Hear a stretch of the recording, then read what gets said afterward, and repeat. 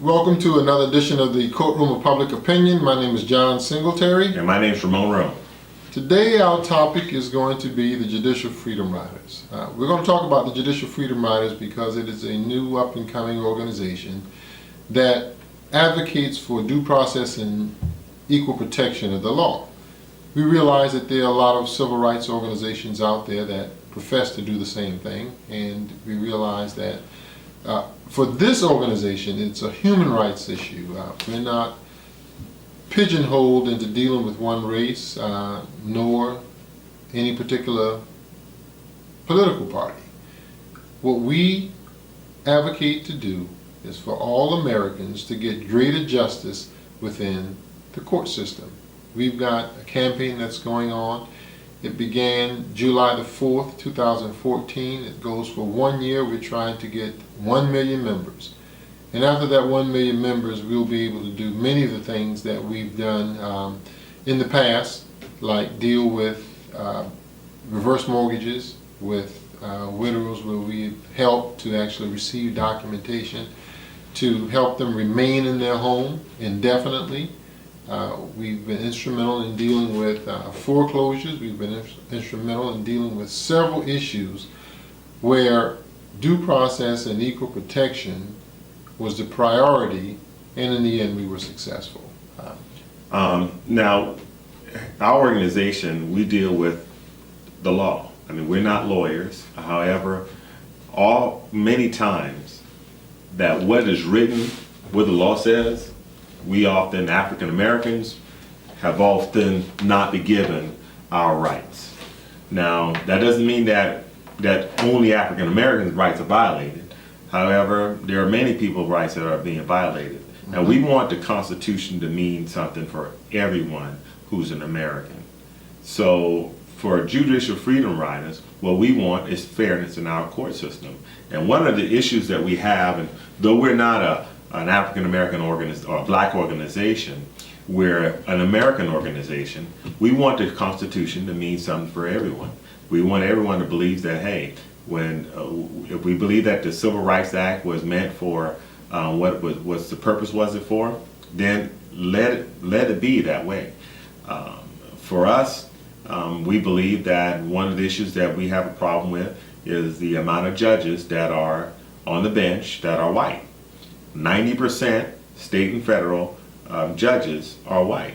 We think that's a problem. Sure, there needs to be more proportion, just like with the teachers at one point. They had a moratorium on hiring white teachers and hired more African American, Latino teachers, and we think that there should be a more proportional distribution on the bench that represents the community. We, as you were saying earlier, we advocate that everyone receives greater justice. It makes no sense that by a large portion our African American soldiers go to war on foreign soil, fighting for democracy, fighting for freedom, justice for individuals, and then they come back home and freedom, justice does not exist for them.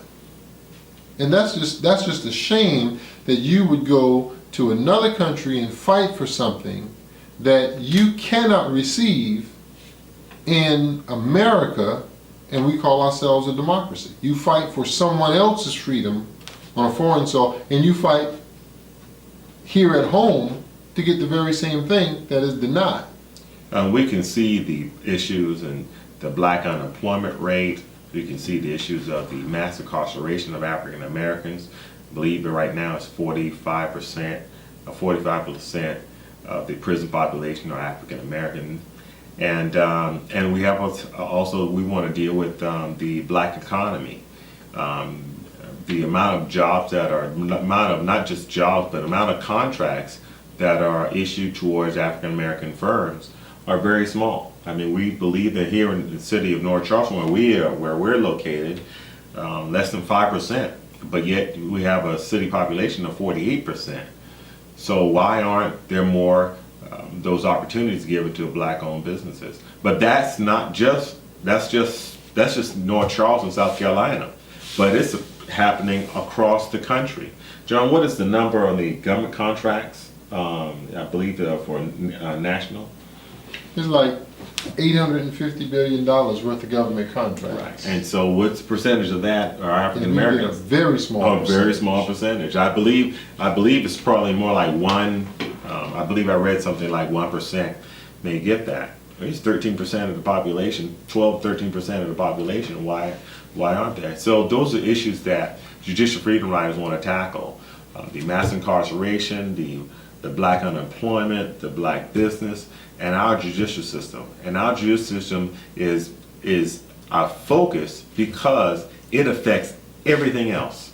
Everything else. Everything. It affects it. You want to know, and when you feel that your employer have discriminated against you, or you feel that the government, you've been wrong, when your father bid on that contract for the state to clean the clean the rest area, areas. and he knew that if he went to court to fight it, he'd be tied up in court all day, and he's not going to get fairness. He won the contract. He won the contract. Was awarded the contract. Then they came back and said, well, we're sorry, we made a mistake. Yeah. Went in and redid the A contract. $20 million contract Yeah. because the color of his skin, and I believe the person who got it was a white person.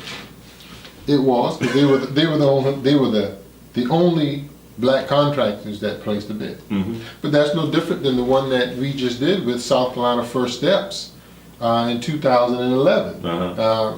We literally won the contract, and after winning the contract, they went in and changed the scores that the evaluators put down. Right. In some cases, they said, leave this part blank, and then they filled in for the evaluator. But the individual who was the procurement officer, Daniel Covey, for the state of South Carolina, and the South Carolina First Steps, I got the documentation that will be placed on the website to prove they literally bid rigged the contract. After the evaluators finished, they assigned the contract to someone else. Right. And so, I mean, that's what happens on a lot of the contracts. But this is things that these are issues that judicial freedom riders want to tackle, want to take on. These are issues that are important to not just the African American community, but the American community as a whole. If the African Americans, that we can increase the jobs, increase the black-owned businesses, increase minority-owned participation in those government contracts. We're not talking about spreading wealth. We're talking about fairness. That's all we ask. That's all We ask for fairness. We ask for fairness. And if we got two businesses and my business can do the same thing, just because I'm black, I shouldn't get it just because I'm black. I should get it because I bring a better, I can do the job better. I should win that contract. But that's not the case.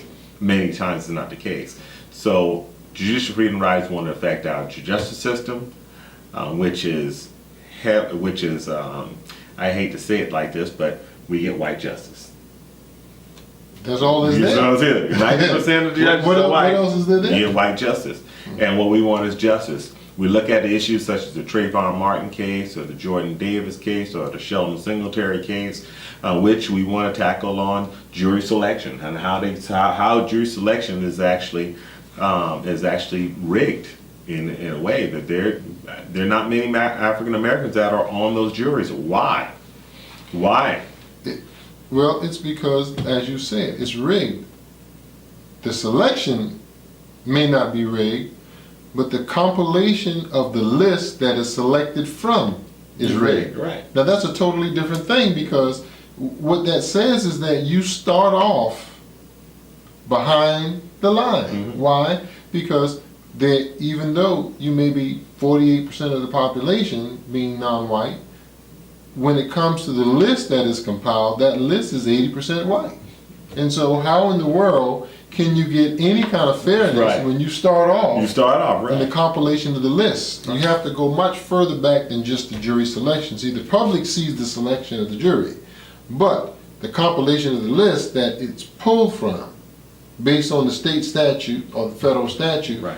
that is not seen by the public, and that is where the problem lies. Now, John and I have laid out the problems and laid out what judicial freedom riders wanted to tackle, but we can't, the two of us can't do it alone. We need your support. You can start by subscribing to this channel, and then you can even be a part of be committed by joining the Judicial Freedom Riders at $36 a year, and going on our website at www.jfrinc.org and becoming a member. We have a membership drive that was started on July the 4th, and for 1 year we want to get 1 million members. Your participation is important in order for us to carry out this mission. It takes finances to fight injustice, and believe me, John, you would agree that there's a lot of injustice going around. Oh, there is. You know, we're fortunate in that we've got a radical but legal strategy that allows us to make the most out of the resources that we have. That's why we want you to join us. We can't do it on our own. We need your support for all of us. The same way we need your support, you will benefit from our actions as the Judicial Freedom Riders as we move forward, and we do things within the court system that will allow due process and equal protection to be given to everybody across the board.